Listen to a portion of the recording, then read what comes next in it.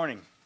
I'm here today to announce that the program known as DACA that was effectuated under the Obama administration is being rescinded. The executive branch, through DACA, deliberately sought to achieve what the legislative branch specifically refused to authorize on multiple occasions.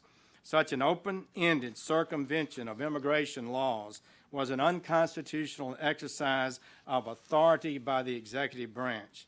To have a lawful system of immigration that serves the national interest, we cannot admit everyone who would like to come here. It's just that simple.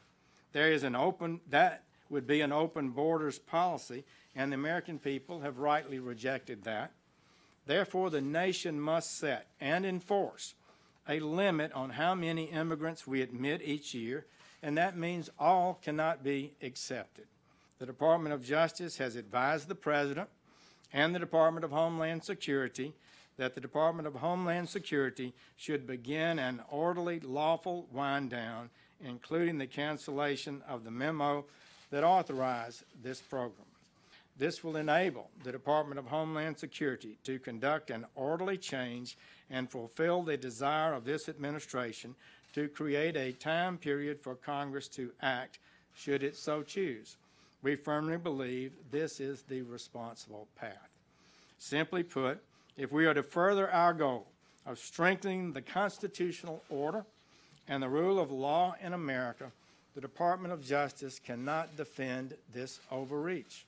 Congress should carefully and thoughtfully pursue the types of reforms that are right for the American people. Our nation is comprised of good and decent people who want their government leaders to fulfill their promises and advance an immigration policy that serves the national interest. We are people of compassion and we are people of law.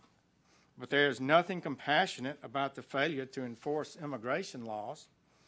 Enforcing the law saves lives, protects communities and taxpayers, and prevents human suffering. Failure to enforce the laws in the past has put our nation at risk of crime, violence, and terrorism.